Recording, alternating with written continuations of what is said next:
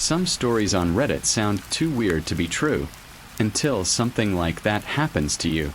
It's the little things that catch you first, a noise you can't explain, a text you didn't send, or a package that shows up when you weren't expecting one.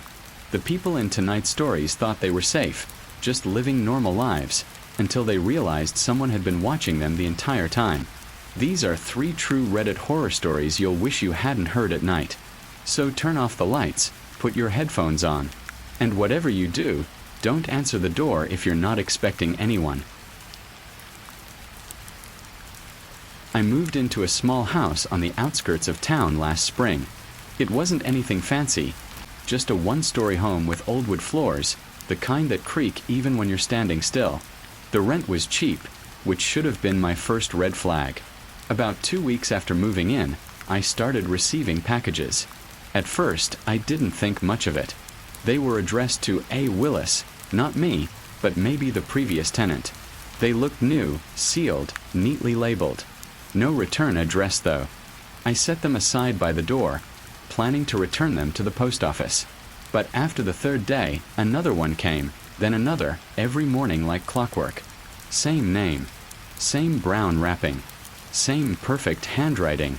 Curiosity got the better of me, and I decided to open one. Inside was an old Polaroid photo, a picture of the house I was living in, taken from across the street. There was no note, no explanation, just that single photo. The next morning, I found another package. This time, I didn't wait. Inside was a small tape recorder, the kind you'd see in the 90s. It had a label on it, Play ME. I hesitated for a long time before pressing play. Static. Then breathing. Not heavy breathing, more like someone standing just behind the microphone, waiting. Then a voice whispered, "You moved into my house." I dropped the recorder, my heart pounding. It hit the floor and stopped playing. I called the landlord immediately, demanding to know who A. Willis was. He sighed and said, "The last tenant. He left about a year ago. But we never found him. He just disappeared." That night, I double-checked every lock and tried to sleep. But around 2 a.m., I heard it. A soft thud on the porch. Another package. I stared at it through the peephole for a long time, but I didn't open the door. When I finally stepped outside the next morning, the package was gone. Instead, taped to my door was a Polaroid, this time of me standing in my kitchen window, taken sometime last night. That was enough. I packed my things and left that same day. I didn't even bother breaking the lease. A week later, my friend drove by the house. He said there were new packages sitting on the porch again, but the name on the label had changed. It now said my name. I used to run a small Twitch channel a couple of years ago. Nothing big, just late-night horror games, chatting with strangers, and occasionally reacting to weird videos. I only had a few hundred followers, but the small audience felt like friends. You start to recognize usernames, get used to their jokes, and eventually it feels like you're all just hanging out. But one night changed the way I saw streaming forever. It was around 4 a.m., and I was finishing a long session of Phasmophobia. I was exhausted, ready to log off, when someone with a blank username, just a string of numbers, joined the chat. They didn't say, "Hi," or post emojis like everyone else. Their first message was, "Nice blue shirt tonight." I paused mid-sentence. I was wearing a blue shirt, but I hadn't mentioned it. I thought maybe they were just guessing, but before I could respond, another message popped up. "You should close your blinds." I laughed it off on stream, said something like, "Okay, creepy," but deep down my stomach twisted. My blinds were open and my camera faced me, not the window behind me. I brushed it off, ended the stream, and shut down my PC. But I couldn't shake the feeling someone had actually been watching me. A few nights later, I streamed again. Same time, same setup. Halfway through, that same user joined. This time, they said nothing for a few minutes. Then they typed, "Why did you move your desk?" I froze. I had moved it, slightly, to get better lighting. It wasn't visible in any of my previous videos or posts. "Who is this?" I asked aloud. No response. I banned the account. But seconds later, another account appeared. Same blank profile picture, same style of username. You can't block me if I'm already here. I immediately ended the stream. I didn't sleep that night.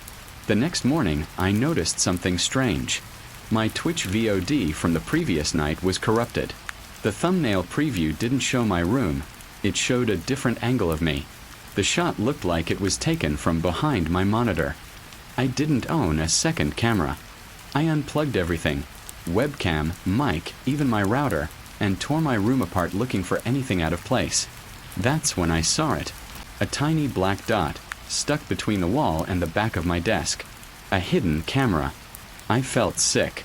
I followed the wire and it led to a small device tucked behind my power strip, a signal transmitter still blinking green. I called the police immediately. They took the device and told me to stay with a friend while they investigated. 2 days later, they told me what they found. The transmitter was linked to a local IP address, less than a mile away from my apartment. Someone had been live streaming me on a dark web forum. They weren't just watching my Twitch, they were broadcasting my life. The username, Forgotten Legend, wasn't mine. It was the handle of the person who'd posted my feed. The account had been active for months. I stopped streaming after that night. But sometimes, when I open my laptop, I swear I still hear faint typing, a soft click that seems to echo from somewhere else in the room. And every now and then, I get an email with no subject line, just a single link, to a live stream that's always offline, until 4 a.m. I don't talk about this night much, mostly because people don't believe me, and I don't blame them. I wouldn't have believed it either, until I heard my own voice speaking back to me from under my bed. I live alone. Small apartment, top floor, 1 bedroom. It's not fancy, but it's quiet, or at least it used to be. This happened about 6 months ago, on one of those nights where sleep just won't come no matter how tired you are. I was tossing and turning, scrolling my phone at around 2:37 a.m. when I heard something. A voice, very soft, coming from beneath my bed. Can you hear me? It wasn't whispery or raspy. It sounded normal, calm, almost polite. For a moment, I thought I was dreaming. But I sat up, staring into the dark, heart pounding so hard I could hear it in my ears. Who's there?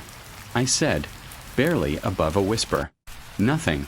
Just the faint hum of the fridge from the kitchen. I tried convincing myself it was my imagination. Maybe a voice from the hallway or the neighbor's TV. Then I heard it again, closer this time. Why are you awake? My whole body went cold. I jumped out of bed, grabbed my phone, turned on the flashlight and crouched down. Nothing under there. Just a few boxes and dust. I sat on the floor for a while, shaking. Eventually, exhaustion took over. I convinced myself it was just in my head, crawled back into bed, and pulled the blanket over my head. That's when I felt something move. Not much, just the faintest shift of weight under the mattress. Then the voice said, "You shouldn't have looked." I jumped out again, flicked on every light, and tore the sheets off, pushed the bed away from the wall. Nothing. Not even footprints on the dusty floor. The next morning, I told a coworker about it. She laughed and said maybe I had sleep paralysis, but I was awake. I remembered every sound, every second of silence between breaths. That night, I recorded audio on my phone while I slept. I put it on the nightstand and left it running. The next morning, I played it back at double speed, just to skim through. Nothing for the first few hours.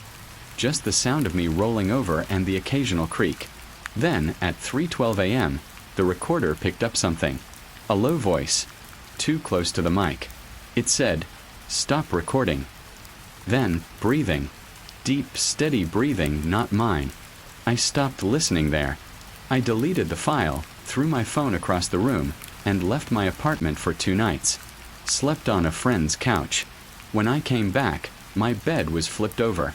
All the boxes I'd stored underneath had been pulled out and stacked neatly in the hallway. And on the wall above my headboard, written in what looked like black marker, were 3 words. Can you hear me? I moved out 2 days later. Sometimes at night though, when I'm half asleep, I still hear that same calm voice whispering faintly from under the mattress. Only now, it doesn't ask questions anymore. It just laughs. These stories remind us that horror isn't always about what we see. Sometimes it's what's been watching us all along. If you're still awake, turn off the lights, lock the door, and try not to think about the sound coming from under your bed tonight. Good night, and sleep well.